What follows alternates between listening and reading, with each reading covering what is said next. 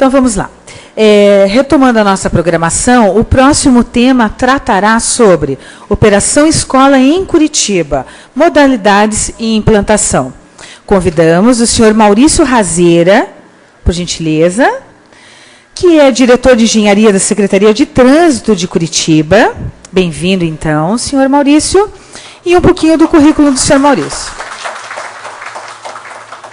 Graduado em Engenharia Civil pela Universidade Federal do Paraná, possui especialização em Engenharia de Segurança do Trabalho, também em Gestão e Engenharia Ambiental e em Gerenciamento de Projetos. Atualmente é diretor de Engenharia da Secretaria Municipal de Trânsito de Curitiba.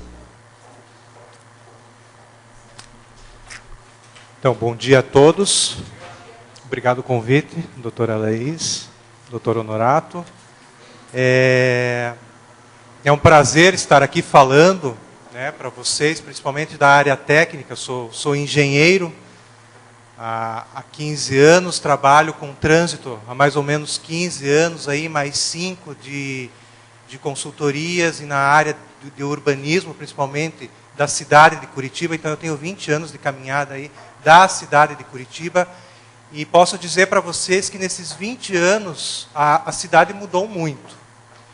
E o planejamento todo que a gente fala de Curitiba, uma cidade planejada, ela não nasce e morre no momento que a gente planeja a cidade. A cada dia que passa, o planejamento de uma cidade ela é dinâmica, ela é vivenciada e modificada de acordo com o crescimento de uma cidade. E o trânsito não é diferente. Nesse contexto do trânsito, hoje o tema, né, sobre escolas, falando então um pouquinho do por que sinalizar áreas escolares, né? Por quê? Porque no trânsito nós temos diversos personagens. E a circulação de pedestres e ciclistas dentro da malha viária de uma cidade, com certeza é a população mais frágil, até por conta da velocidade, dos fatores de riscos, e é aquele personagem que está fragilizado dentro dessa sistemática de logística e circulação de uma cidade. Então, como a professora Alessandra bem falou, é a parte mais vulnerável. A questão das crianças, sem dúvida nenhuma, é o grupo aí que ele está mais propenso a acidentes, até porque há ainda uma consolidação das características físicas e psicológicas, né, dessa população, e ela sim compartilha o trânsito, porque trânsito nada mais é do que o compartilhamento de todos no ir e vir de uma cidade. É o trânsito que faz a dinâmica da cidade viver, fazer o seu dia a dia. Nós precisamos atender às nossas necessidades, ou seja, ir para a escola, estudar, ir para a igreja, ir trabalhar, ir fazer compras. Tudo isso a gente precisa da circulação, do deslocamento. Eu gero o trânsito de uma cidade. Eu sou o responsável pelo trânsito de uma cidade. Então, quando nós falamos em trânsito numa cidade, nós temos que nos inserir e nós somos parte do problema que nós queremos resolver. Hoje, quando a gente fala em educação no trânsito, com certeza é um dos grandes viés, junto com a engenharia e junto com a fiscalização, no grande tripé do Código de Trânsito brasileiro, a questão da educação ela é sim importante no sentido comportamental. A parte da engenharia, a parte técnica, tem a sua finalidade, tem a sua responsabilidade e a sua competência, assim como tem a fiscalização e assim como tem a educação. Então, hoje, é inadmissível, por exemplo, eu ter um filho na minha escola, apanho na escola, obedeço 30 km por hora. Mas, na quadra seguinte ou 2 quadras seguintes, eu passo a 100 km por hora. Então, essa falta de consciência de agregar a responsabilidade para si do ser humano e achar, o motorista curitibano ele tem muito disso, ele se apodera, né, da questão do trânsito, ele dentro do seu carro, ele tem a razão sobre tudo e sobre todos, né? Eu sempre tenho razão e eu vou fazer as minhas regras de trânsito. E não é assim. A convivência no trânsito, todos têm que ter responsabilidade e existem regras para isso. E em áreas escolares não é diferente, e muito pelo contrário, é muito mais peculiar. Então, a transformação dos padrões de comportamento no trânsito passa obrigatoriamente pela educação dos usuários, e os projetos de sinalização de áreas escolares, aí sim são peculiares de cada situação. Como eu falei para vocês, a questão do...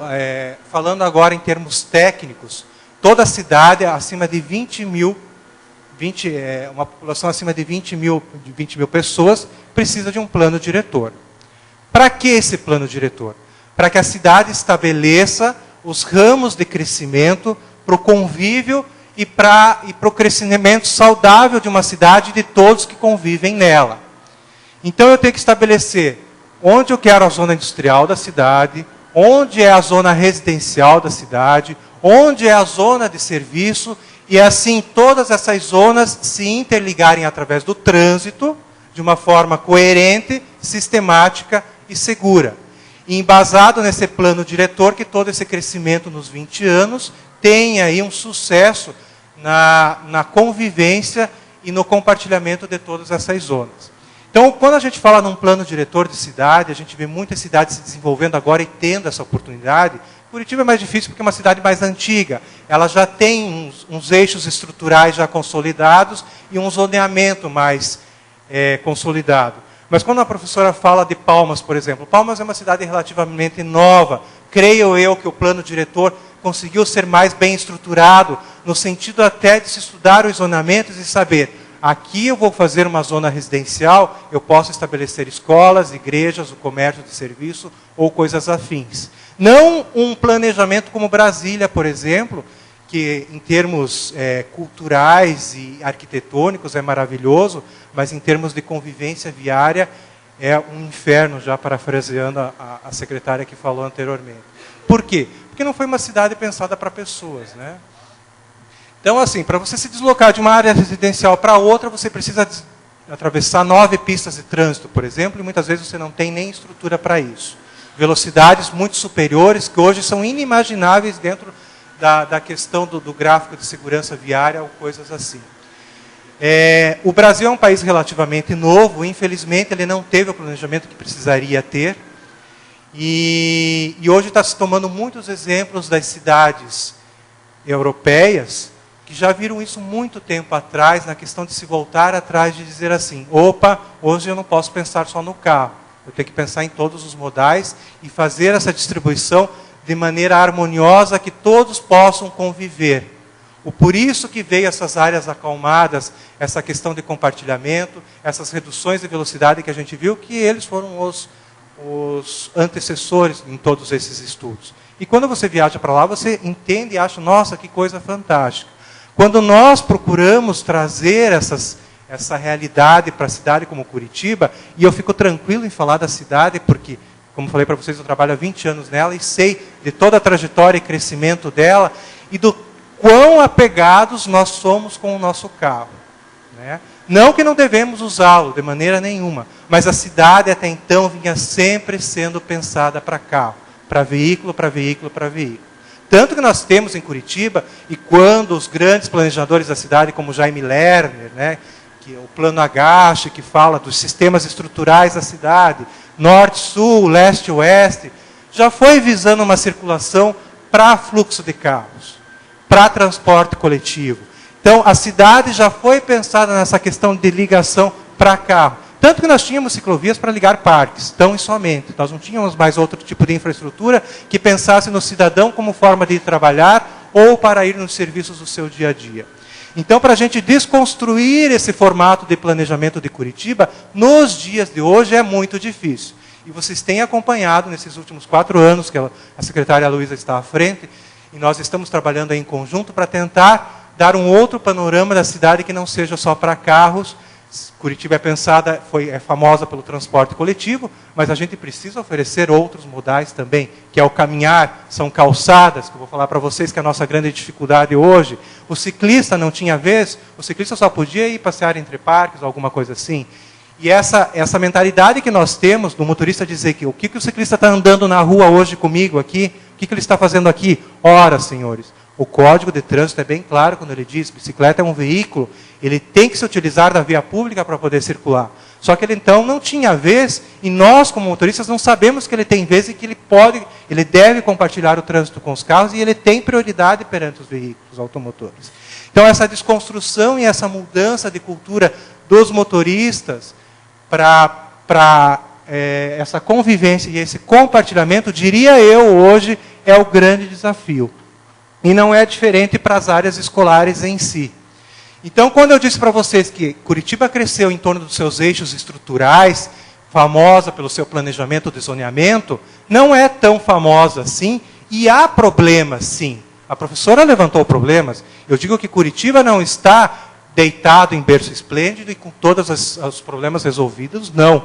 Tanto que eu tenho escolas em eixos estruturais que a gente precisa resolver, seja através do alvará, alguma coisa assim, para dizer, não, você não pode estar ali, tem que estar em uma área acalmada, alguma coisa assim. Outras vias que nós possamos trabalhar para acalmar, assim nós o fazemos. Mas é uma eterna construção e Curitiba está em construção, sim, e é para limitar esse número de acidentes de trânsito e mortes no trânsito que a gente tem trabalhado no dia a dia.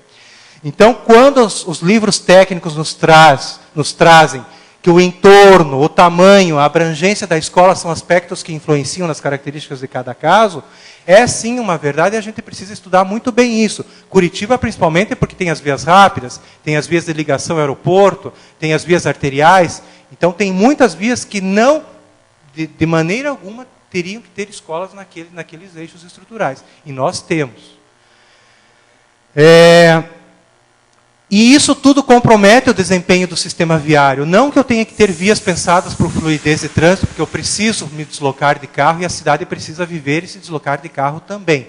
Mas cada um no seu quadrado e nas vias em que a gente pode compartilhar e ter velocidades reduzidas, a gente tem que propor, sim.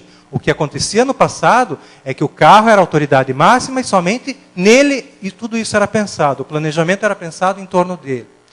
E Curitiba nós temos uma especificidade, que como a secretária falou, nós temos o maior número per capita aí de habitantes por carro em todas as capitais do Brasil. Nós não temos um sistema viário grande, né, extenso em Curitiba, em torno de 5.000 quilômetros. Isso é muito pouco para uma cidade. Tanto que hoje Curitiba já está se conurbando com as cidades metropolitanas. Nós não temos mais espaço. Para vocês terem uma ideia, Curitiba não tem mais área urbana, mais área rural, é totalmente urbana. Então, esses problemas que Curitiba passa hoje já estão migrando para a região, para a grande região metropolitana. Os problemas do sistema viário, se não forem planejados com seus planos diretores na região metropolitana, certamente passará pelo mesmo problema daqui a alguns anos. As estatísticas nos mostram que se o crescimento de veículos continuassem nos últimos anos como estavam acontecendo, em 2020 o trânsito de Curitiba pararia. Nós chegaríamos ao índice de 1 veículo por habitante em Curitiba. Isso hoje é fato. Quando você vai comprar um imóvel, ou adquirir, ou financiar, a primeira pergunta que o morador faz é, tem garagem? Tem vaga para carro? Muitas vezes as vagas para carro são maiores que as áreas dos apartamentos. Então o valor que a gente dá para o carro é muito grande. E Curitiba é um desafio nesse sentido de desconstruir isso e tentar levar outros modais para desincentivar. O transporte coletivo se acompanha, nós tivemos uma queda do uso do transporte coletivo. Isso é um desafio, nós precisamos melhorar, precisamos ter outros modais de transporte de massa para tentar regredir nessa questão de não chegar ao colapso do trânsito, como é uma São Paulo hoje, com rodízio de veículos, ou pedágios urbanos que existem em outros países, ou coisas afins de se tentar barrar esse crescimento de veículos numa cidade. Então, a questão da localização da escola dentro da malha é fundamental, tem que haver esse planejamento, sim, e existem regras para esse planejamento. Hoje, dificilmente, nós já estamos bem apurados a questão técnica no sentido, uma nova escola deseja se instalar. Hoje tem todo a gente chama do Conselho Municipal de Urbanismo, através dos profissionais de todas as secretarias, que estudam os parâmetros construtivos daquela escola, o zoneamento daquela escola, e as medidas mitigadoras e compensatórias para se levar a adaptar aquele local para aquele empreendimento, principalmente também as escolas. Mas elas são muito poucas, as maiorias nós já temos implantadas na cidade. Como são? Então, a primeira coisa, como técnico, como engenheiro de trânsito, é o quê? Quando a gente estuda um projeto de trânsito no entorno da segurança, o que é importante fazer? É a mesma coisa que a medicina. O paciente chega até o médico faz o quê? Faz o diagnóstico. Então, o que a gente faz? A gente também traça esses diagnósticos dentro do sistema viário da cidade, em torno da escola. Então, a abordagem do técnico, o estudo...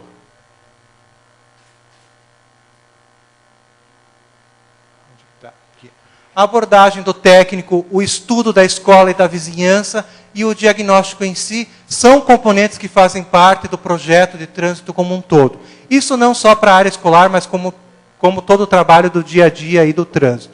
Então, quais são os problemas, onde ocorrem, como são, quem são os envolvidos, se traça o panorama dessa abordagem técnica, se faz a perspectiva aí de contato com a direção da escola para se ouvir, isso é muito importante, a vistoria de campo, a elaboração de croquis, levantamento de dados e, enfim, o diagnóstico, que é a caracterização do problema encontrado, a identificação dos pontos críticos e a busca das possíveis soluções. Muitas vezes eu não consigo resolver o problema, mas a gente consegue mitigar o problema ou trazer uma elaboração de soluções aí que possibilitem uma melhor convivência dos problemas de trânsito. Dentro do Código de Trânsito Brasileiro, é importante se ressaltar que é um crime de trânsito trafegar em velocidade incompatível com a segurança nas proximidades das escolas, dos hospitais, das estações de embarque e desembarque de passageiros, enfim, isso já está consolidado no Código de Trânsito Brasileiro e a velocidade incompatível já é uma responsabilidade minha como motorista em não respeitar esse artigo. Assim como deixar de reduzir a velocidade do veículo de forma compatível com a segurança do trânsito. Nas proximidades de escolas, hospitais e estações. Velocidades compatíveis. Trazendo o cenário de Curitiba para vocês dentro desses estabelecimentos de ensino. Então, nós temos 75 bairros. Dentro desses 75 bairros, eu tenho 1.417 estabelecimentos de ensino dentro do município de Curitiba. Dentre esses 1.417, nós temos que trabalham com educação infantil 653. Desses, 205 são municipais. 7 centros universitários, 618 escolas, dessas 185 municipais e 157 estaduais. Nós temos 63 faculdades, 34 unidades de educação integral e 24 universidades. Então, esse é o panorama aí, em termos da cidade de Curitiba, dos institutos de ensino que nós temos. E o universo que a gente tem aí para se trabalhar. Aí, dentro do projeto viário, nós temos 2 tipos de projetos a se estudar. O projeto pontual e o projeto de rota escolar. Dentro do estudo pontual, aí sim, tem que se estudar a questão da travessia do escolar, a questão da segregação entre embarque e desembarque dos pais, embarque e desembarque do transporte escolar, a questão da redução da velocidade para o motorista, a questão do ônibus escolar, se existe calçada ou não existe, qual é a estrutura que nós podemos fazer a curto, médio e longo prazo. Um projeto, para ser bem implantado e bem feito, ele tem que ser iniciado numa data, ter um cronograma aí e terminado em tal data. Isso dificilmente a gente consegue hoje com a restrição de financeiras ou coisas assim. Isso tudo gera em torno de planejamento de implantação. Por isso que eu falo para vocês, curto, médio e longo prazo. Quando a malha viária ela é reformada, ou revitalizada, ou requalificada, nós conseguimos estudar com calçadas acessíveis, nós conseguimos eliminar árvores, por exemplo, que estejam atrapalhando a acessibilidade, postes. Isso hoje é uma barreira muito grande. Nós temos uma NBR de acessibilidade que veio tardia ainda, a cidade não conseguiu acompanhar todo esse processo da legislação de acessibilidade. Nós somos deficientes nesse sentido de não ter essa estrutura ainda presente numa cidade. Mas Curitiba, ela está correndo atrás, os projetos de revitalização, vocês viram os viários, muitos têm acontecido, já são enquadrados em termos da acessibilidade, outros ainda terão que ser enquadrados, mas enfim, é uma construção.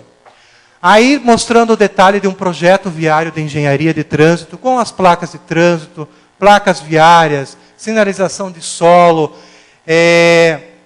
qualidade de pavimentação é muito importante.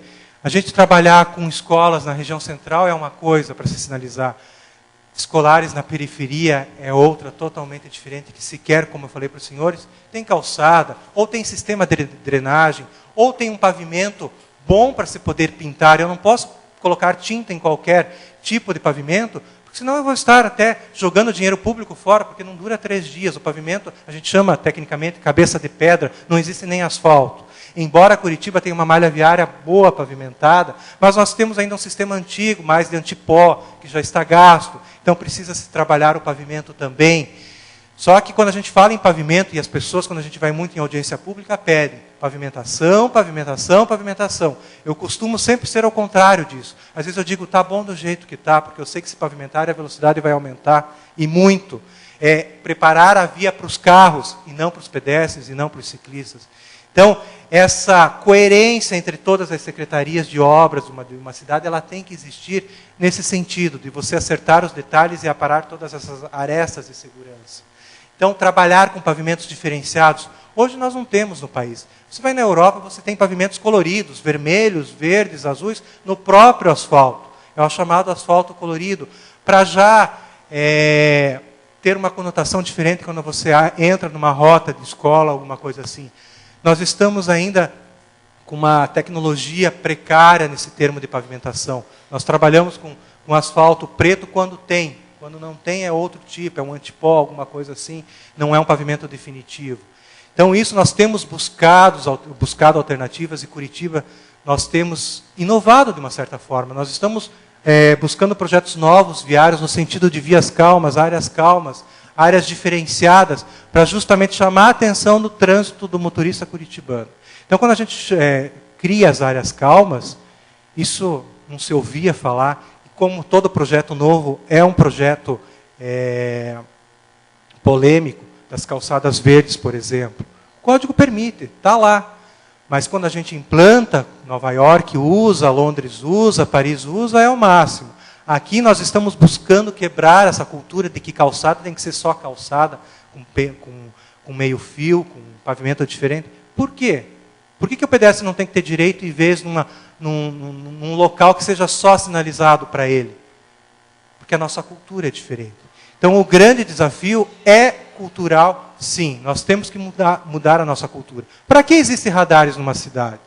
Não é ao acaso, ou a indústria da multa, como tantos pregam. Isso é bobagem. Por quê? Porque o motorista não respeita a sinalização de trânsito. Se a placa está de 70, é porque ele está andando a 120 km por hora. Tem que colocar um radar de 70 para ele obedecer a 70. Se a via é de 30 km por hora, tem que colocar uma lombada física para ele obedecer a 30. Por quê? Se a sinalização já está dizendo que é 30 km por hora. Então, quando eu tenho aquela responsabilidade de estudar para tirar a carta de habilitação, eu esqueço lá. Consegui o documento, já faço um delay das regras de trânsito, do saber as regras de trânsito, do transitar. E isso sem as responsabilidades que acarretam também o desrespeito a essas regras de trânsito. Então é isso que nós temos que mudar também no sistema cultural da cidade. Para vocês terem uma ideia, todas essas instituições de ensino, principalmente as de ensino fundamental, e nós temos trabalhado com a pouca equipe que eu tenho, todas praticamente estão sinalizadas com TRI. Existe vandalismo, existe roubo de placas, isso muito mesmo. Curitiba, diria eu, é uma da população que mais vandaliza placas de trânsito do Paraná. E para a gente correr atrás dessa manutenção é outra história também difícil que o poder público tem que enfrentar de maneira que eu digo para vocês, também é cultural. Outro dispositivo que Curitiba começou a trabalhar, que até então não era tão divulgado, as faixas elevadas. Ela teve uma regulamentação recente, mas em Curitiba nós temos mais de 246, se não me falha a memória, implantadas. Dessas, principalmente, a maioria, mais da metade, estão em áreas escolares. Mas precisa sim mudar a cultura. Travessia, faixa elevada não é um redutor de velocidade.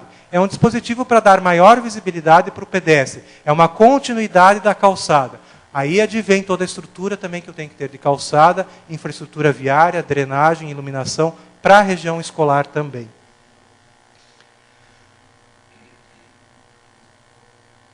Então é isso, senhores. Desde 2003 até hoje, nós desenvolvemos mais de 2.339 projetos de áreas escolares, com 462 projetos implantados.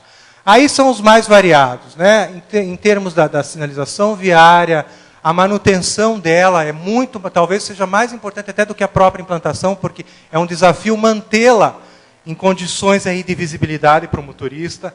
As placas também é o sistema básico que a gente precisa ter, né?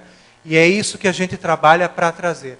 Lá atrás nós temos o semáforo piscante de área escolar, determinados projetos foram desenvolvidos com esses piscantes, faixas de pedestres, equipamentos semafóricos, quando é o caso, as faixas elevadas, né? Olha, o pavimento já não é tão bom, não existem calçadas ao longo, lombadas físicas, drenagem, mas a gente procura aí fazer o intermediário até se obter aí uma infraestrutura propícia para as áreas escolares.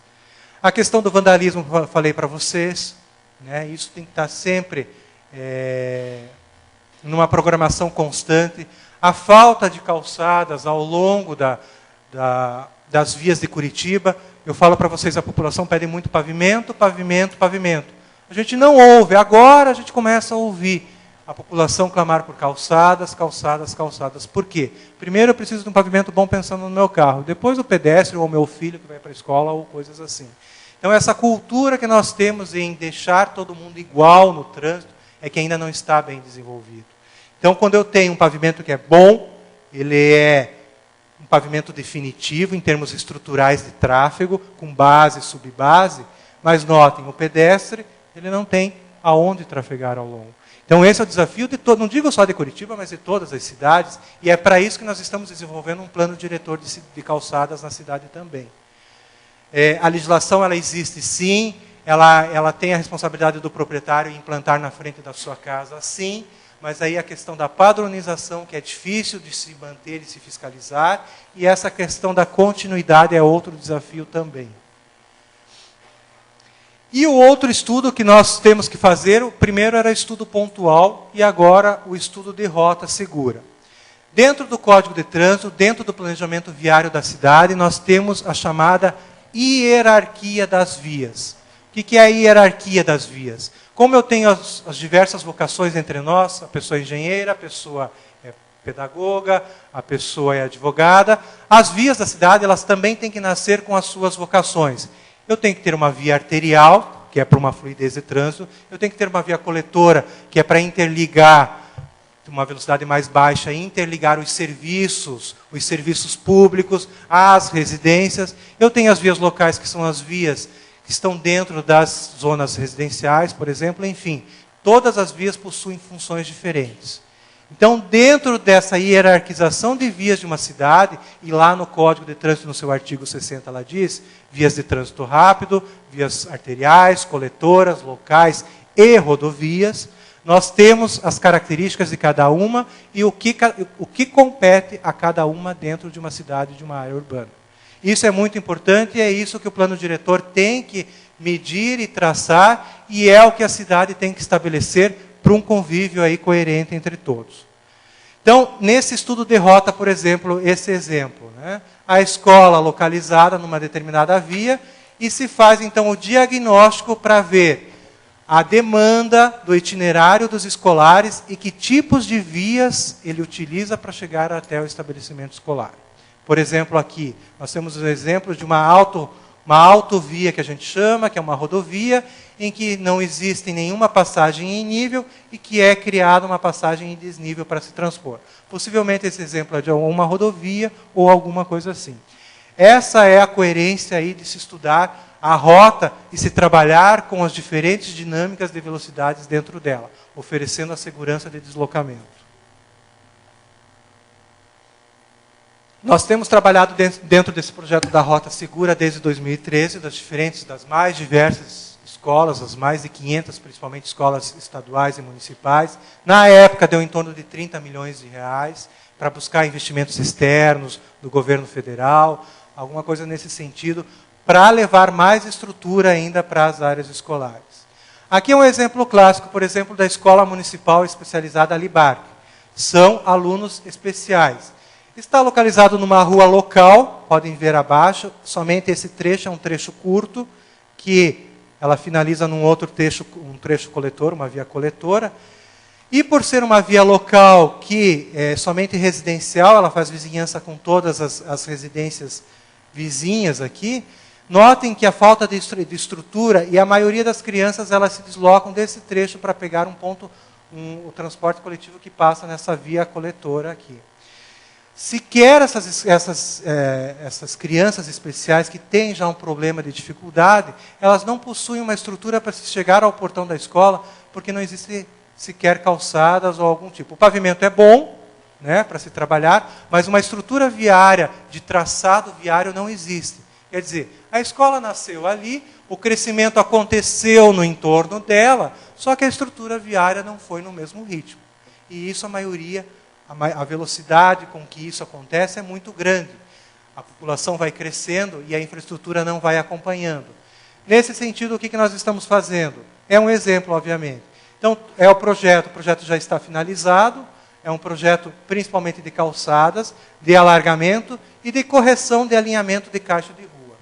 Então, dentro do traçado do zoneamento, é corrigido esse traçado de rua, feita toda a questão de calçada com a declividade permitida pela NBR 9050, para favorecer esse deslocamento do pedestre até a via coletora.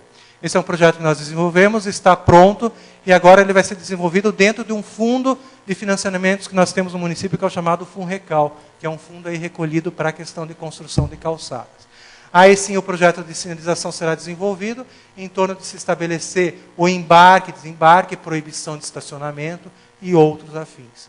Um problema, eu tenho só mais um minuto, é a questão também que nós temos hoje enfrentado, que antigamente não existia. Os professores hoje, até pela questão econômica e da questão da conquista, vão trabalhar com seus carros. E nas escolas acontece o quê? Não tem espaço para estacionar os seus carros. Aonde que os professores acabam estacionando os carros? No entorno das escolas. Então, você precisa delimitar a área de embarque e desembarque na frente da escola, você vai lá, tem carros dos professores estacionados. Aí você fala, aqui não pode. Mas aonde que eu vou deixar meu carro? A diretora não deixa colocar no pátio da escola, até por uma questão óbvia, tem circulação de crianças no pátio. Então, essa estrutura é um problema novo. Nós não tínhamos, em que hoje há uma geração de transporte dos próprios funcionários da escola com veículos individuais que acabam saturando o sistema viário no entorno das escolas também. Essa é uma curiosidade aí que nós temos enfrentado nos dias de hoje também. E por último, falar da Operação Escola, que é a ação que nós implantamos a partir de 2013 de uma maneira mais consolidada, 2014 através de um decreto municipal estabelecendo regras, e que nós estamos pouco a pouco instituindo nas escolas, nas que nós conseguimos o sistema de parcerias com os monitores de trânsito, e que serviu agora para o novo manual do Denatran, de trabalho de monitores de trânsito na via pública de uma cidade, com o trânsito. Nós temos, então, esse projeto aí, que trabalhado em todos esses anos. Que nada mais é do que estabelecer regras de operação escola nos portões da escola. É um sentido mais pontual, sim, mas que estabelece uma organização na travessia e no sistema de embarque e desembarque da escola. Então, tem toda a questão da elaboração do projeto, da sinalização, do treinamento dos monitores da escola, fornecidas pela escola. Por isso que o êxito nós temos maior agora são nas escolas particulares e não nas públicas. Por falta dessa pessoa, desse funcionário que trabalhe o efetivo treinamento e capacitação de trabalho no trânsito em si. Então, existem dois tipos: a colocação de cones sobre o eixo da via, que é o exemplo desta foto aqui, para favorecer o embarque e desembarque. E o tipo 2, aliás, tipo 1, a colocação no eixo da via para favorecer a travessia segura dos escolares, e o tipo 2, separando, criando uma canaleta de embarque e desembarque para acesso da área escolar da região de embarque e desembarque. Dentro desses dois tipos, nós temos os cursos de formação realizados lá na EPETRAN, com os monitores de trânsito, com uma carga horária mínima de 6 horas, onde ele aprende o gestual, a forma da posição dos cones, qual é a postura dele no trânsito, para parar o trânsito, para atravessar os escolares e os pais, enfim, tem essa capacitação. E aí cabe aos monitores a colocação da sinalização dos cones, as condições de segurança, acionar, quando oportuno, a autoridade de trânsito para algum eventual problema que tiver, e usar obrigatoriamente, isso sem dúvida nenhuma, o uniforme refletivo aí, conforme o decreto estabelece. A autorização tem validade de 2 anos, depois é feita uma nova reavaliação para ver se deu certo, como está, se continuou isso ou não. E aí nós temos todas as outras obrigações, tanto da CETRAN quanto das instituições de ensino. Ok? Para finalizar, esse é um videozinho, eu não sei...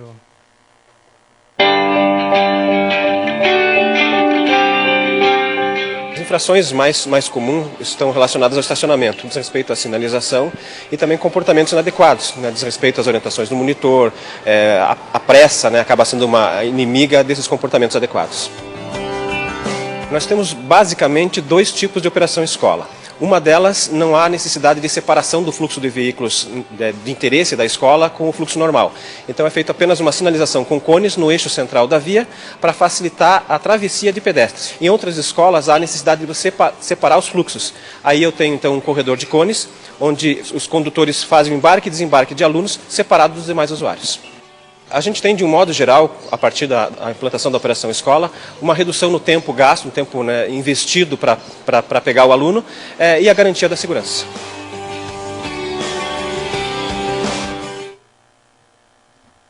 Então é isso. Agradeço e vamos discutir mais. Obrigado. Nós que agradecemos e convidamos mais uma vez a doutora Laís para proceder à entrega de carinhosa lembrança ao Dr. Razeira, em nome do Ministério Público Paranaense. Nosso muito obrigada.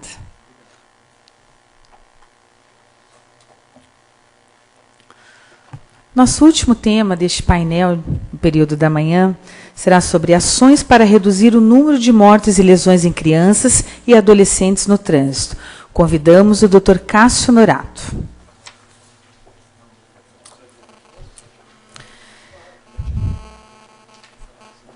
Promotor de Justiça do Ministério Público Paranaense desde 1997, exerce suas funções na comarca de Colombo.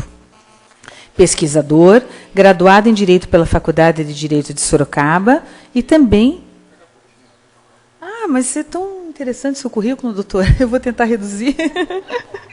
E também possui graduação em formação pelo curso de oficiais da Polícia Militar da Academia de Polícia Militar do Barro Branco. Também possui especialização em trânsito urbano e rodoviário. É mestre em Direito pela Universidade Estadual do Norte Pioneiro e exerceu as funções de docente no curso de graduação em Direito promovido pelas faculdades Guarapuava. Agora vem a parte mais interessante, não dá para pular, doutor Cássio. Aqui, lecionando os cursos de pós-graduação em Direito e Gestão de Trânsito, promovido pelo ICETRAN e pelo SEAT, que é o Centro de Estudos Avançados e Treinamento de Trânsito, com sede em São Paulo. Em 2012, passou a colaborar com a Organização Mundial da Saúde e com a Organização Pan-Americana da Saúde. Autor de 4 livros e de algumas publicações científicas. Tem experiência na área de direito, com ênfase em direito constitucional, atuando principalmente nos seguintes temas: trânsito, direito de trânsito, crimes de trânsito e Código de Trânsito Brasileiro. Nosso muito obrigado e seja bem-vindo.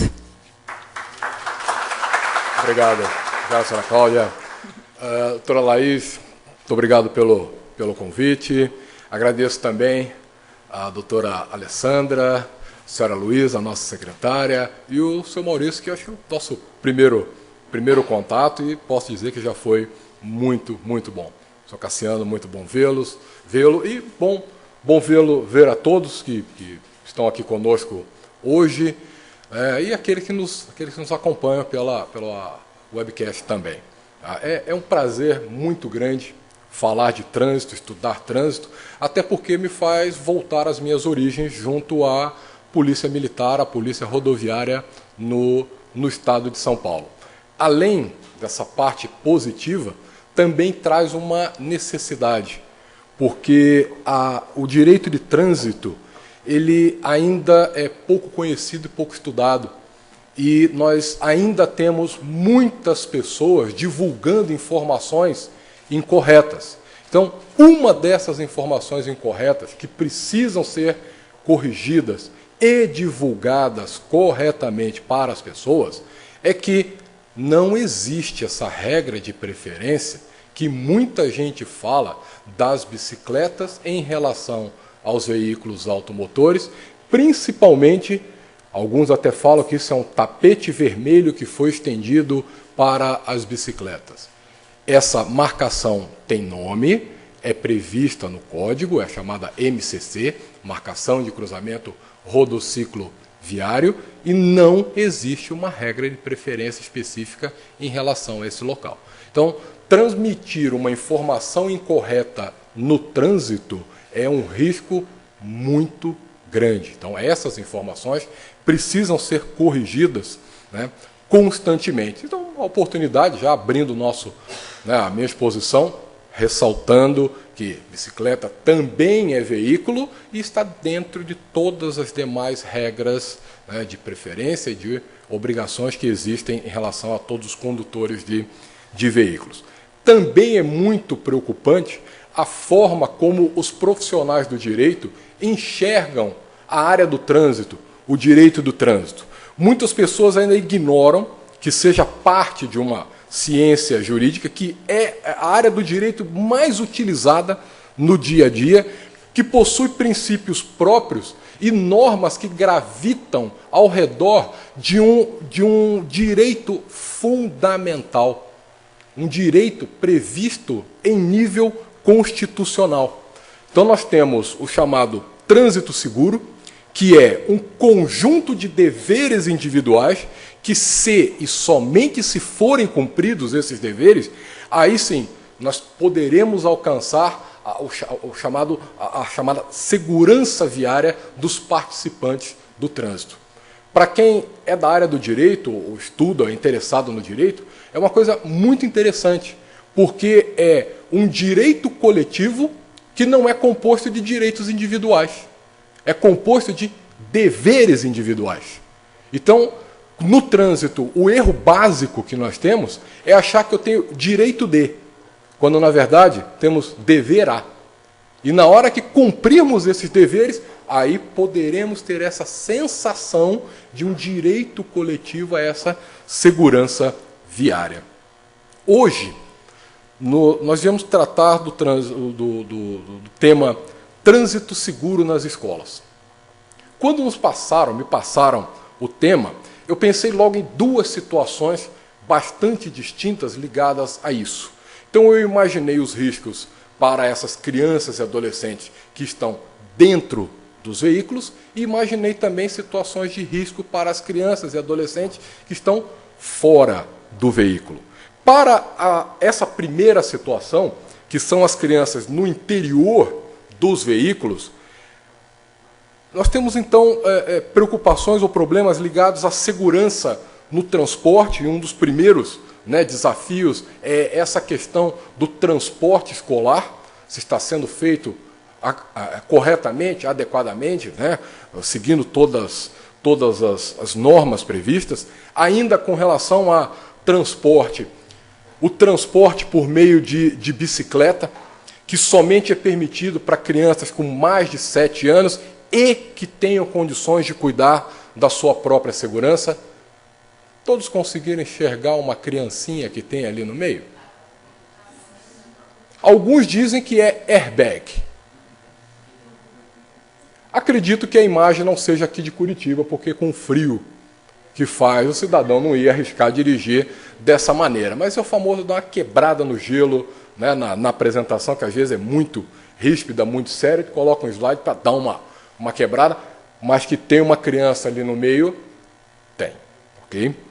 Bom, outra preocupação ligada às crianças que estão dentro dos veículos é a eficácia dos sistemas de retenção para crianças. Ou seja, aqueles equipamentos que a maioria de nós, a maioria das pessoas, conhece como cadeirinhas. Então, esse equipamento já está regulamentado. Okay? Então, a preocupação existe e vamos tratar mais a miúde dela na sequência. Então, existe uma primeira ou um conjunto de situações ligadas a crianças dentro do veículo e um outro conjunto de situações que estão voltadas às crianças que estão fora dos veículos. Então, essas crianças que vão se deslocar a pé para as instituições ou que estão num curtíssimo trecho entre o desembarque do veículo, a porta do seu veículo, e o portão da instituição de ensino. E por que essa preocupação?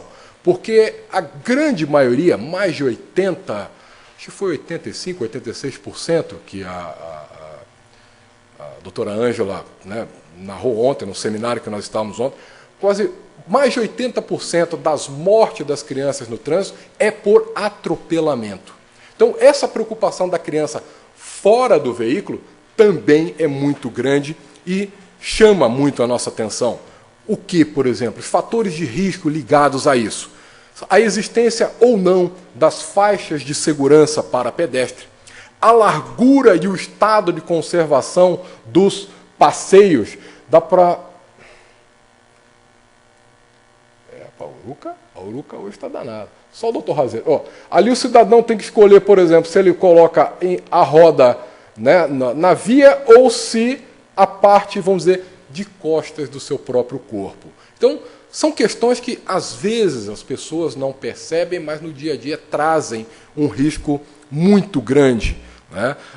Além disso, a velocidade máxima permitida na frente das escolas, no entorno das escolas. Realmente são muitas preocupações. No tempo que nos foi dado de 20 minutos, não daria para a gente falar de tudo isso. Então, tentei pensar dois assuntos desses que são os que estão me trazendo a maior preocupação no momento. O primeiro deles é a questão da qualidade e a eficácia dos chamados sistemas de retenção para transporte de crianças em veículos.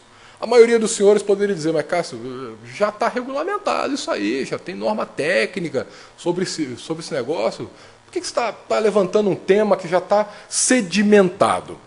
Acredito realmente que todos conheçam a regra básica, que é criança com menos de 10 anos no banco traseiro do veículo e inferior a 7 anos e meio, utilizando os vários dispositivos que existem. Se não fizer isso, infração gravíssima de trânsito. Tá? Então, a regulamentação existe. Onde está a preocupação? A nossa preocupação está num relatório que foi feito ou elaborado pelo Inmetro no ano de 2004. Esse relatório, esse conjunto de exames, de teste que foi feito pelo Inmetro, identificou que das 6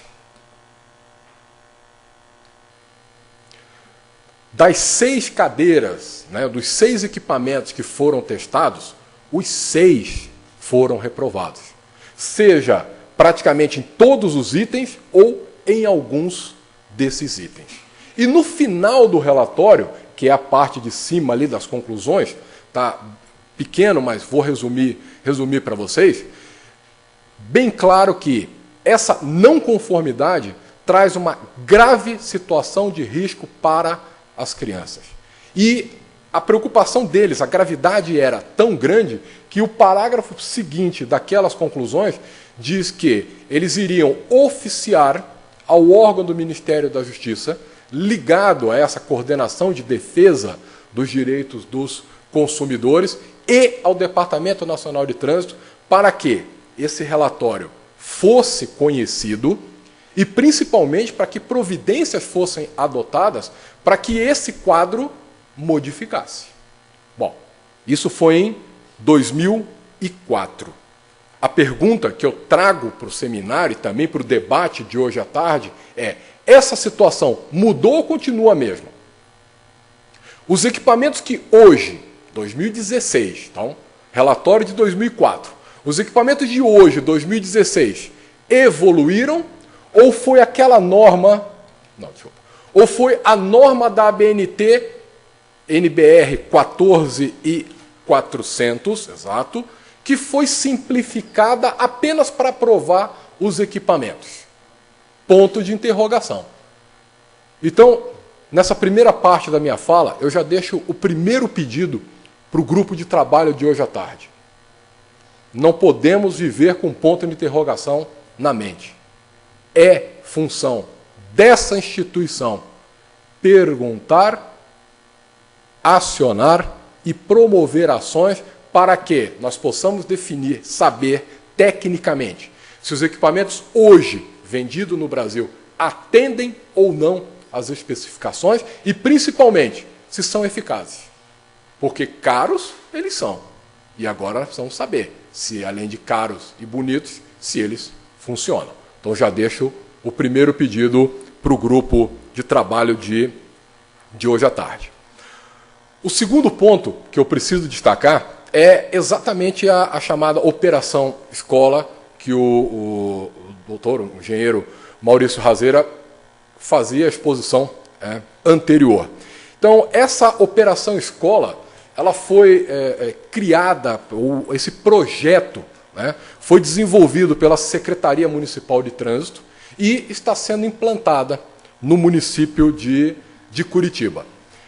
Busquei algumas informações no site e acredito que é basicamente o mesmo que o professor Razeira trouxe há pouco, no sentido de que existem talvez três modalidades específicas dessa Operação Escola. Uma primeira modalidade em que os cones são colocados no eixo da via, uma segunda modalidade em que é formado o corredor de cones e uma terceira modalidade que algumas obras de engenharia, eles têm um nome bonito para isso, são projetos específicos de engenharia, são criados, desenvolvidos, implantados para que possamos ter segurança para os alunos. Durante esse período entre o convite e a exposição de hoje, nós fomos a campo. E uma das gratas surpresas foi exatamente um desses projetos de engenharia funcionando, junto o nome fugiu agora, mas vai estar escrito ali depois, é uma escola que, em princípio, é estadual, mas está sendo convertida para municipal, na Desembargador Mota. E a minha curiosidade, quando eu fui até a escola no horário de pico, no horário de saída dos alunos, era como é que os alunos saem em uma avenida daquele porte, praticamente no centro da cidade. Então, eu fui como pesquisador para poder solucionar uma dúvida que eu tinha. A Escola Municipal Batel. Já encontrei aqui no resumo, ou cola, para quem preferir. Essa Operação Escola, então, segundo o próprio site, ela deveria já ter sido implantada, ou estar ocorrendo, trazer segurança a 276 instituições de ensino, sendo 171 escolas municipais, 35 estaduais e 70 particulares. Essas são algumas imagens que nós fizemos durante as visitas. Tá? E nós podemos observar aí exatamente a ideia do que é um corredor de cone, em que vai segregar uma das faixas de rolamento para acesso exclusivo à instituição e depois a saída, a implantação de uma sinalização muito bem posta, tamanho, distância, qualidade, não só na questão na sinalização horizontal, mas também a sinalização, não só a vertical, mas também a horizontal. E, além disso, o que mais chamou a minha atenção, porque, veja, como eu sou promotor de justiça em Colombo e meu caminho praticamente é casa para o serviço, a grata surpresa foi ver realmente o monitor dessa instituição particular funcionando.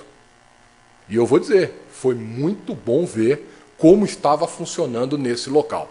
Infelizmente, não foi isso que nós vimos e que eu vi, que eu presenciei, não foi ninguém que me contou, não, eu fui lá, aí eu fotografei, para ver como é a situação hoje nas escolas públicas. Então, após esse levantamento que nós fizemos, verificamos um quadro totalmente distinto, escolas particulares e escolas públicas, em que nessa... Opa, não passou, né? Aí, isso. Então, nessa escola, por exemplo, escola de bairro, do bairro onde eu moro, tá? Nós vimos ausência de sinalização, emprego de cone como barreira para que os condutores não estacionassem os veículos sobre a calçada, o passeio ali na porta da escola. Acho que na imagem de cima vocês conseguem ver que as crianças estão atrás de uma grade. E aí colocaram os cones para que os pais não colocassem os veículos aqui em cima, para poder fazer, né, o embarque do seu filho com risco em relação a todos os demais. E, além disso, a ausência de monitores. O resultado, dá para ver nas imagens, desorganização total, gerando grave risco à segurança das crianças. Então, nessas imagens, a gente consegue perceber que aquele veículo de transporte escolar está fazendo o desembarque das crianças. É uma escola de criança ainda, não tinha adolescente lá. Está fazendo o desembarque pelo lado incorreto. Então ele transitou pela contramão de direção, estacionou do lado oposto e está fazendo o desembarque das crianças pelo lado em que circulam os veículos. Um pouquinho depois vem um pai e faz basicamente a mesma coisa, só não estacionou na contramão, mas também fazendo o embarque e desembarque do seu filho, sua filha no caso, pelo lado incorreto.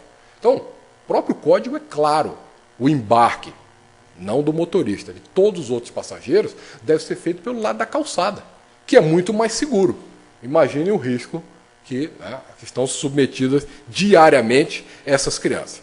Em relação à sinalização que nós encontramos nessa escola, a informação que eu tive, e está aqui, é essa mesma placa que está aqui dentro, a informação que eu tive da direção é que essa placa foi feita e doada pelo pai de um dos alunos. E os 2 cones também foram doação, porque senão nem isso eles tinham. Senhora Luísa, um pedido direto, não vou nem deixar para a comissão depois. Na hora que eu estava fazendo as fotos, a direção da escola veio para perguntar quem é que estava fazendo as fotos, as crianças, tudo mais, eu me identifiquei. Eu ouvi um pedido sofrido deles por ajuda nessa escola.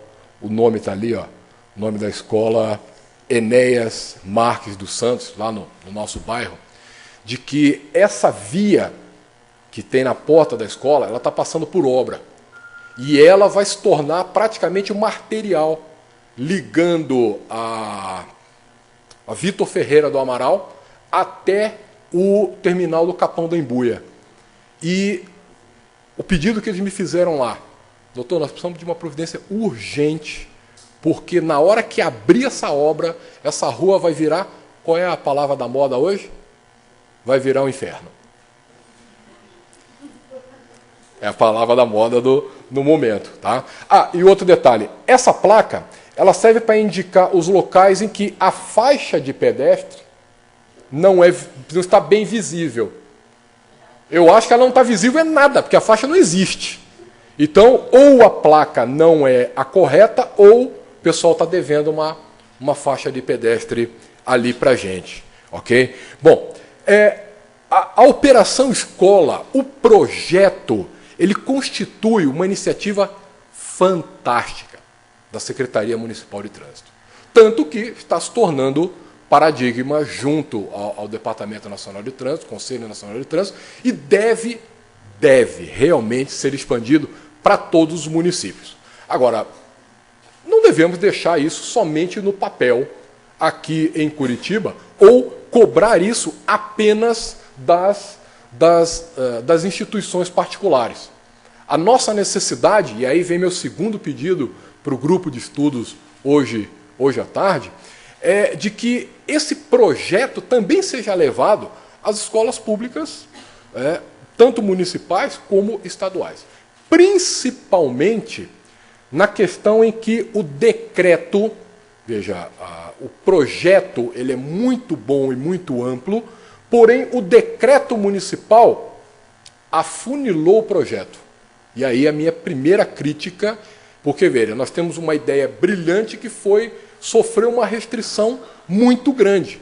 Por exemplo, o monitor no projeto está muito bem colocado, que nas instituições privadas será ou serão funcionários da própria instituição privada que vão ser treinados pela Escola Pública de Trânsito. Perfeito. E vimos isso na imagem da anterior, né, que trazia a imagem da escola particular. Agora, o decreto não previu a presença dos monitores nas escolas públicas municipais. E o projeto é muito claro, muito objetivo. Nas escolas municipais, o monitor é um membro da Guarda Municipal. Nas escolas estaduais, o monitor é policial militar. Então, o decreto precisa ser alterado, precisa ser ampliado para poder trazer esse projeto como todo. Porque se nós não tivermos a presença do monitor e também da Secretaria de Trânsito, porque em alguns lugares, alguns locais, nós sabemos que surge uma série de problemas ligados ao trânsito, né? Às vezes o monitor não dá conta. Então, esse monitor entra em contato com um supervisor, digamos assim, que seria o agente de trânsito. E o reforço viria por meio dessa viatura que estaria rodando. Então, teria uma pessoa fixa, diariamente, pelo menos 4 vezes por dia, e um apoio no caso de surgir alguma dificuldade. Então, o projeto é muito bom. O que precisa é que o decreto traga isso. Porque sem os monitores, é isso aí que nós vamos verificar. Eu tive a curiosidade de ir até a escola Professor Brandão, porque ela, pelo menos na teoria, ela está situada numa das grandes avenidas, um dos eixos de Curitiba, que é a João Gualberto. Só que eles fizeram uma manobra muito interessante. A entrada e a saída dos alunos não é pela João Gualberto. Gostei. Eles fazem pela rua lateral, que é a Ivo Leão. Só que a ausência do monitor está causando aquilo ali que vocês estão vendo. A Ivo Leão não é via de mão única. Então, aquele veículo que está ali no cantinho, ó, ali, ó, consegui, está estacionado na contramão de direção. Esse particular e essa van já estão em fila dupla. Então, nós temos um na contramão, 2 ou 3 na fila dupla, mais as vans estacionadas regularmente. Não preciso nem falar muito. A situação lá no Rio já diriam que era uma muvuca.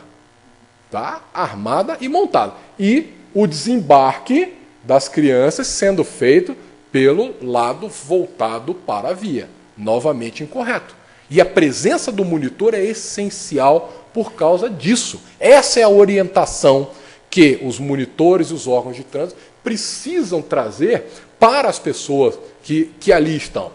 Falei da obra de engenharia lá na Desembargador Mota. É exatamente aquela que vocês estão vendo do lado esquerdo de vocês. Criaram um refúgio e uma ilha. Para quê? Para que os veículos pudessem ingressar nesse refúgio e fazer o desembarque com maior segurança. Então, em termos de aquela terceira ideia, né, cone na via, corredor e projeto específico, isso aqui foi um projeto muito bom e matou minha curiosidade. Porque eu fui até lá para saber como é que ia ficar Desembargador Mota no centro da cidade, 5h30 da tarde. Falei, meu pai, o troço vai ser complicado. Não foi, né, mamão com açúcar, vamos dizer assim. Mas esse refúgio ajudou muito. Agora, saindo do refúgio, nós temos problemas graves. Na hora que sai, não existe um corredor, então eles muitas vezes têm dificuldade para sair. Aquele que está lá no fundo, está travando, tá vendo? Aqui é o fundo, ó. Então muitas vezes ele está travando por cima da faixa de pedestre. pessoal não respeita a faixa de pedestre, então o monitor precisaria estar ali, porque esse aqui é novo, ágil e rápido. Então ele pulou, não teve problema. Se fosse eu, já falaram que eu passei dos 20, né, senhora Luísa? Mais o joelho que não anda lá, essas coisas, e o óculos que eu não sei como é que tá. Então, ainda bem que ele é mais rápido do que eu. Fora os pais que estacionam sobre o passeio, esse cidadão, além de tudo, ele está bloqueando o edifício que tem aqui ao lado, para quem conhece. E esse pai aqui, apressado, não podia esperar esse aqui sair, passou por cima da ilha. Você vê, numa imagem só, infrações graves e gravíssimas. Então, a presença do monitor é incontestável. Nós precisamos disso urgentemente. Tínhamos até agora há pouco o representante da Guarda Municipal. Infelizmente não está mais, né? Mas era a hora que eu ia pedir para ele: voltem para o projeto. Porque a informação que eu tenho é de que a Guarda se retirou do projeto Operação Escola. E aí é que entra o decreto do chefe do Poder Executivo Municipal, determinando que cumpram suas funções. Porque nas escolas municipais, a função é da Guarda Municipal. Senhores policiais militares, nas escolas públicas estaduais, a função é dos senhores. Cobraremos. E aí o nosso questionamento e a nossa necessidade, né, dentro do seminário de hoje, em que existe uma diferença entre um projeto muito bom e a execução que ainda não alcançou, que precisa evoluir. Tá? Então nós precisamos implementar um projeto muito lindo que vocês criaram. Então vale a inteligência daquele que criou o projeto, mas também a necessidade do trabalho, da execução, para que isso funcione. Porque senão nós vamos ter situações como essa. A foto de cima, colégio estadual. Foto de baixo, o mesmo colégio estadual lá no meu bairro, tem a indicação ali. À direita, novamente o colégio Batel e outras imagens dos colégios que nós tínhamos mostrado anteriormente. Então o risco é constante, as imagens não deixam a menor dúvida. Daí a necessidade de se fazer esse seminário hoje e levar o problema para o grupo no período da tarde. Tenho certeza que todos sabem que nós estamos vivendo uma década de ações. Quantas ações efetivamente já fizemos, esse número eu não tenho. Mas tenho certeza de que o Ministério Público hoje precisa dar início ou, né, fomentar, ou às vezes o pessoal nos chama de catalisador. Nós precisamos botar esse produto chamado Ministério Público nesse projeto para fazer com que essa operação química ande, e ande mais rápido e ande com mais força. Esse é o nosso papel. Porque vocês criaram, vamos dizer assim, um assado lindo, só que o banho-maria tá muito morninho. Então precisamos dar uma aquecida. Então essas são nossas ações para alcançar essa redução no número de mortes. E essa história do trânsito é um negócio cruel, que mata 1.200.000 pessoas ano. 1.200.000. Aí você pergunta para uma pessoa normal, perguntar aqui numa plateia, né, que se disponha a tratar de trânsito, especialistas, médicos e tal, se isso é muito, isso é pouco, eu vou ouvir um discurso gigantesco. Mas a informação do último final de semana é que morreram 126 pessoas. Isso é muito ou isso é pouco? 126 é muito, 126 é pouco? A gente só entende o que é esse número, ou só sente esse número, quem sente isso aí na carne. Então aquelas 126 famílias vão dizer que isso é um absurdo. E aí a causa do trânsito ganhou 126 novos adeptos. Okay? Mas a gente não precisa deixar a coisa acontecer. Porque o tal do trânsito afeta ricos e pobres, plebeus e pessoas da nobreza. Por exemplo, aquela senhora ali chama-se Zoleika Mandela. Ela é neta de Nelson Mandela. E ela tinha uma filha de 13 anos, que morreu atropelada por um cidadão embriagado, o cidadão não, ele embriagado e o veículo dele que atropelou, às vésperas da abertura da Copa do Mundo lá na África do Sul. Por isso é que o Mandela não foi à abertura. E ela passou a integrar as pessoas que defendem a causa do trânsito. Por quê? Porque ela sente no coração dela todo dia aquela perda. E na abertura da conferência internacional aqui no Brasil, o ano passado, ela fez um discurso lindo. A roupa dela, primeiro, era magnífica. Na hora que eu vi ela passar, falei, nossa, Carmen Miranda maravilhosa. Mas não, é um pouquinho diferente. O país é outro, mas colorido, a roupa, o charme, o sorriso dela, mas a mensagem foi muito maior. E a mensagem essencial dela é no excuse. Sem mais desculpas. É isso que eu vim pedir para vocês aqui hoje. Estou lá no fórum, vou fazer audiência preliminar no juizado. Chega o cidadão, 1000 pontos na carteira, não sei quantos processos por dirigir embriagado, falta de habilitação, e agora chegou lá por dirigir com a habilitação suspensa. E ele quer fazer discurso. Não, porque eu sou vítima, porque o guarda, a indústria da multa, porque, poxa, coitado de mim. Chega desse discurso do infrator. Tem que tratar infrator como infrator. E ali ele é criminoso do trânsito. No seu devido grau, com a sua devida pena. Mas não é para ficar chorando junto. Porque ele não é a vítima. Ele é o autor do crime.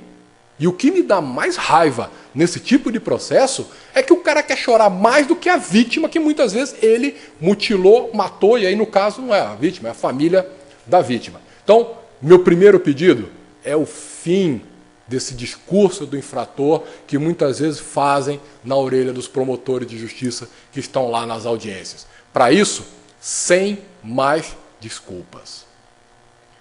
Conservação de vias e passeios. Como se não bastasse IPI, ICMS, seguro obrigatório, cartão de estacionamento e pedágio, nós ainda temos que conviver com as ruas cheias de buraco, calçadas e passeios que não existem e, quando existem, estão tomados hoje pelos veículos. Um absurdo. Em relação a isso, no excuse. Qualidade e eficácia do sistema de retenção.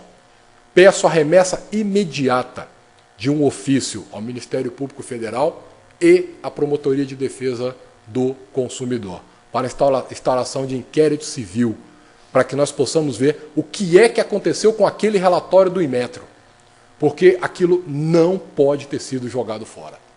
E a simplificação do procedimento da NBR 14400 também precisa ser questionado. É a mesma coisa, para quem não entendeu ainda o que é a simplificação de uma NBR, a nota da escola para passar é 7. Seu filho tirou 6. Aí o que você faz? Vai até a escola, pede para baixar a média. E aí baixa a média da escola para 5. E parabéns para o seu filho. Passou. Que ótimo! Será que a simplificação da NBR não foi exatamente isso? Reduziram os critérios para poder aprovar o equipamento. Então, veja, isso é um questionamento. Essa é a nossa função. Verificar se esses equipamentos são eficazes, se estão funcionando. E com relação a isso, no excuse. Limite de velocidades próximos às escolas. Conhecemos a orientação da ONU, vimos a exposição da doutora Alessandra, e precisamos que esses limites sejam implantados.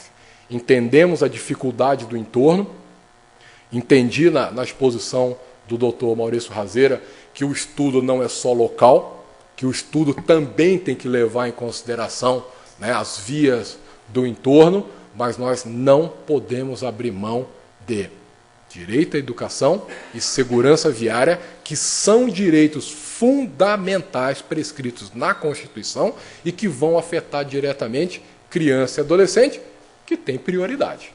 Então precisamos achar o equilíbrio disso e implantar essa sinalização sem mais desculpas.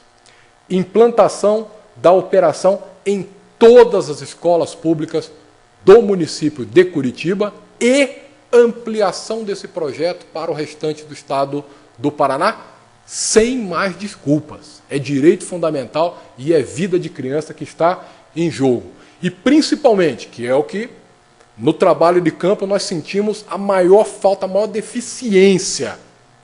Não podemos abrir mão dos monitores. A Guarda Municipal existe, possui suas funções, inclusive previstas em lei complementar à Constituição, e tem o dever de cumprir as suas obrigações. O município, portanto, precisa alterar, revogar, ampliar o decreto que prevê a operação escola e determinar que a Guarda Municipal cumpra sua função.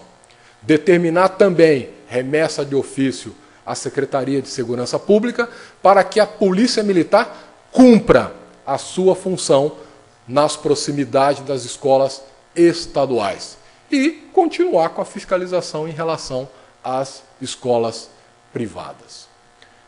Disso tudo, reunidos esses pedidos, é muito importante lembrar que a nossa instituição, Ministério Público, é uma instituição democrática voltada essencialmente à defesa dos direitos e garantias fundamentais, principalmente no âmbito coletivo. Então, hoje, quando tratamos de direito à educação e segurança no trânsito ligado a essas escolas, nós estamos então fazendo a defesa de dois direitos fundamentais e essenciais. Então, lembrar ao Ministério Público e a todos os membros, sejam os procuradores e aos promotores de justiça, que o Ministério Público faz parte do trânsito. Não precisamos estar dentro do código. Por quê? Porque estamos na função de catalisadores, de enforcement, daquele que vai aumentar a velocidade das coisas, promovendo ações para que aquilo que está incorreto seja corrigido e para aquilo que é bom, como esse projeto, seja efetivamente implementado. E para aqueles que têm alguma dúvida em relação a isso, a minha palavra é sem mais desculpas. Obrigado.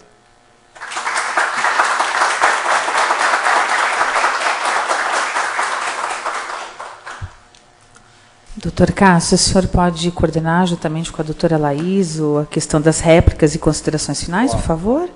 Então, convido a doutora Laís para compor a mesa e coordenarem esse último painel, esse último momento do nosso seminário.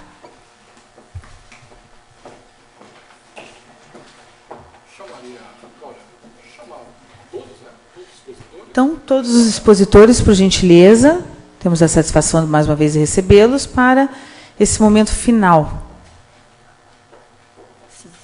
Uma aguinha para eles. Senhora Luísa, doutor Alessandro, Maurício Razira. Doutor Cássio, por favor. Doutora Laís.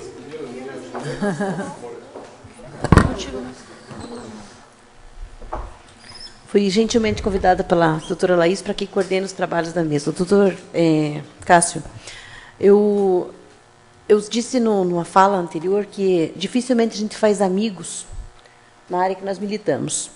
E eu aqui me sinto muito à vontade para o senhor, que não é minha função aqui, jamais foi me desculpar por nada, pela minha obrigação, pela minha postura e pela minha dedicação há mais de 20 anos na área de trânsito. Então, não vou me desculpar com o senhor, com o Ministério Público, assim como eu não me desculpo com o principal interessado no assunto, que é o povo de Curitiba, porque eu estou desempenhando a função que eu tenho que desempenhar. Ao lado desta minha consideração ao doutor Parquet, o que eu digo? A nós também nos cabe analisar toda a questão em torno da segurança viária, e dizer que o Ministério Público, em que pese não estar citado dentro do Código de Trânsito, tem sido um parceiro extraordinário, né? Eu espero do Ministério Público, além disso, voltando a dizer, além de estabelecer um fórum desta discussão, que traga um pouco mais de profissionais, especialmente da área de engenharia, sob pena de nós, da área do direito, ficarmos no achismo da área da engenharia. Então, aqui, mais uma vez, saudar o Júlio. O Júlio, por favor, compõe este grupo. O Júlio, que é um menino extraordinário, conhece a Operação Escola, e não é do achismo, sabe, doutor? Eu tenho me cuidado muito, a minha área é o direito, e gestão da Secretaria de Trânsito. Quando eu tenho uma situação de uma travessia elevada, vou perguntar aqui para alguém, rapidamente, para a plateia, se me permitem dizer, por que é que nós não conseguimos colocar um aparato de dispositivo físico numa via, numa área de declive, além de 6 centímetros, 6 graus, e em curva? A pessoa chega lá no CETRAN, meu Deus, secretária, que inferno que é essa descida aqui, nesta via pública. Por quê? Por que nós não vamos fazer isso? Porque esse dispositivo vai acabar matando muito mais do que prevenindo, né? Há um capotamento. Então, esta física, vamos dizer assim, a matemática, não muito próprias da nossa área do direito, nos limita um pouco, e com todo respeito à sua exposição, é por isso que aqui eu louvo ao técnico Maurício Arrazeira, ao próprio Júlio, que está aqui, da área de engenharia, sob pena do nosso achismo, doutora Alessandra, causar um certo, uma situação como é que eu vou lhe dizer, de empobrecimento da nossa ação, e descaracterizar aquilo que é bom. E aqui eu louvo o doutor Cássio Honorato dizer que o projeto Operação Escola é bom. Eu volto a lhe dizer, doutor, quando estive na secretaria, sequer uma norma escrita tinha. Então, se a gente resgatar esta história, voltar a dizer a vocês, por que é que a Guarda Municipal não está em algumas escolas, não em todas, que pena que o Bosa acabou saindo, não está aqui para me ajudar nisto, porque este achismo nosso do entorno dos assuntos pode nos complicar. O que tem aqui a Márcia, que é da Secretaria Municipal de Educação, quando da implementação eu tenho isto protocolado para sua segurança e para não lhe pedir desculpas por isso, deixar muito claro que eu oficiei a Secretaria de Educação dizendo implantaremos a Operação Escola. Secretária Roberlaine, quem é que é o meu monitor lá fora? E a nossa legislação hoje não prevê concurso público para monitores de trânsito, sob pena de eu estar até prevaricando, quando eu ver uma infração de trânsito, aquele monitor não ter essa função da fiscalização da autuação. Então, este contorno todo, eu quero fazer esse encaminhamento para que o senhor nos ajude, inclusive, nestes dispositivos todos. E agradecer pela oportunidade de fazer minhas considerações finais. Considerando a intensidade das argumentações, eu vou assumir, então, a intermediação, né? Primeiro, eu quero sugerir também o encaminhamento que o Júlio, que é o engenheiro festejado no momento, que pertence a outra promotoria, venha a integrar a nossa promotoria da infância, já que ele está com todo esse cacife aí no Poder Executivo, vou encaminhar para o Procurador-Geral te pedindo aí, Júlio. Agora, eu passo a palavra à doutora Alessandra para as considerações a respeito do que foi falado pela secretária, e, na sequência, aí, ao doutor Cássio.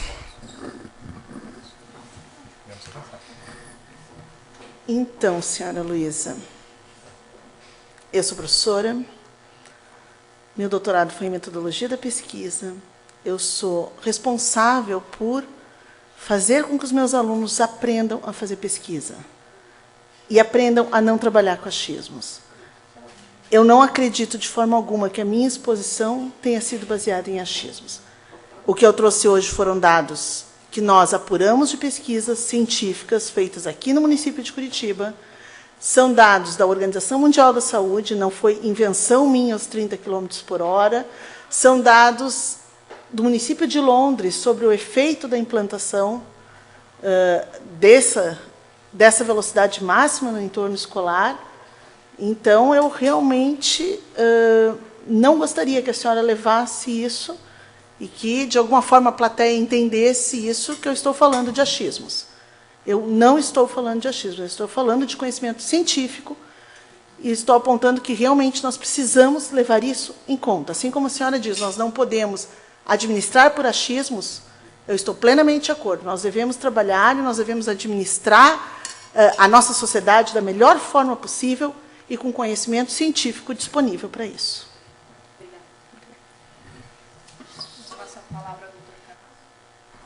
Passo a palavra ao doutor Cássio, para que também possa se manifestar sobre o que foi falado pela secretária.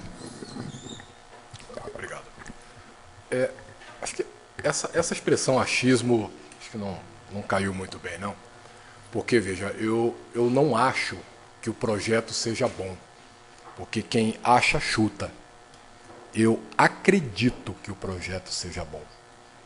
Eu li, vi, e no momento que você começa a estudar uma coisa, pontos de interrogação surgem. Então aí você ou vai a campo e faz pesquisa, ou você fica com o achismo. Então o que nós fizemos? Nós fomos a campo.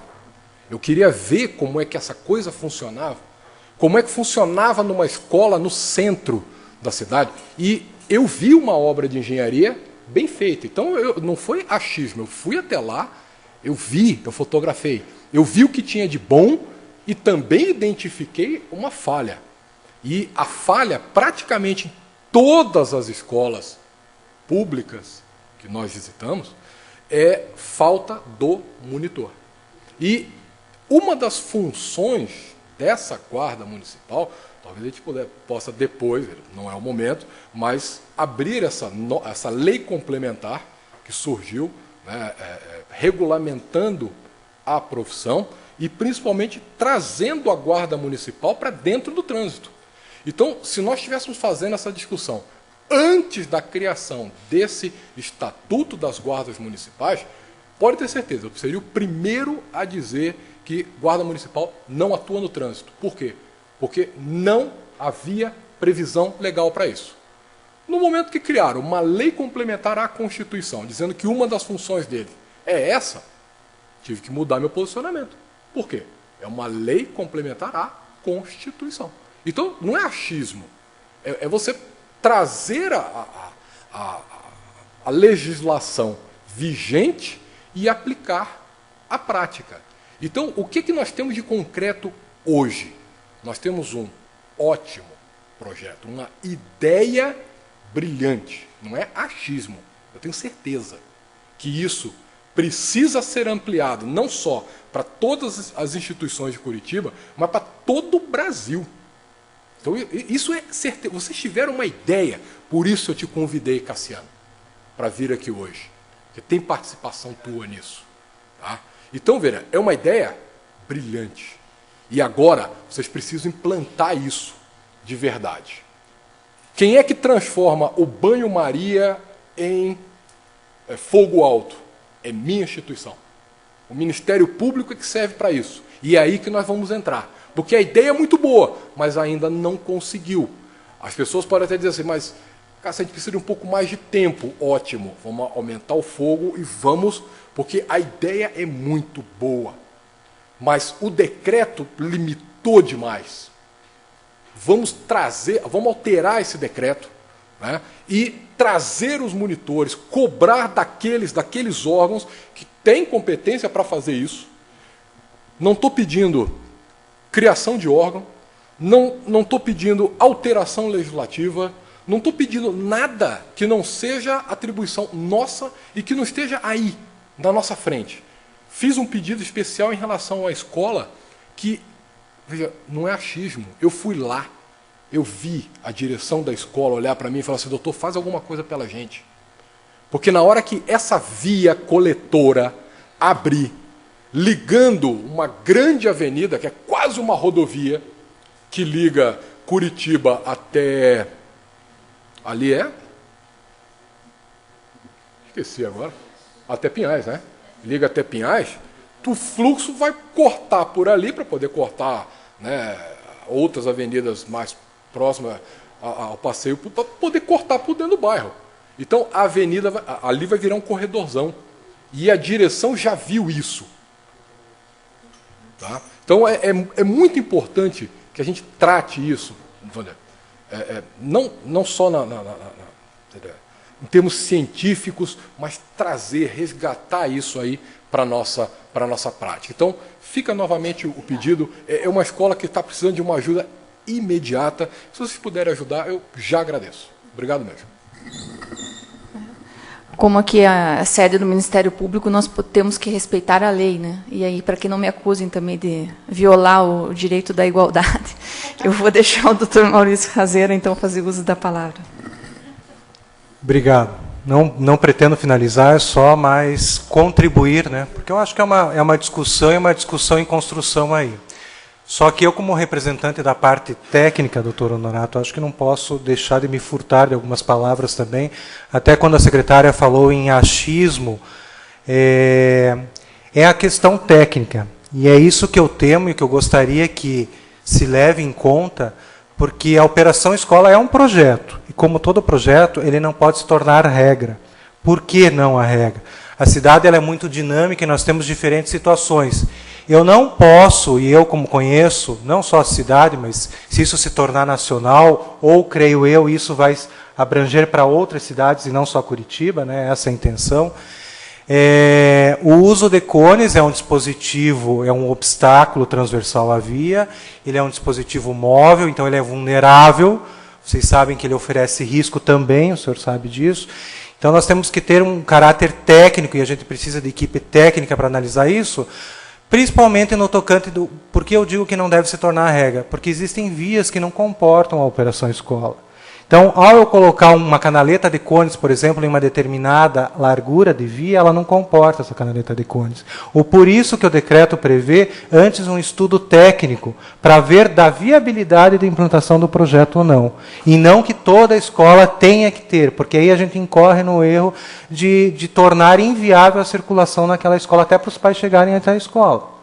Então, a questão da largura da via, da largura da calçada, do passeio, isso interfere sobremaneira no estudo da implantação do projeto Operação Escola. Então, é isso que a secretária acho que quis se referir, quando ela se falou do achismo, né, que tem que ter a parte técnica, sim, para avaliar essa questão de implantação do projeto.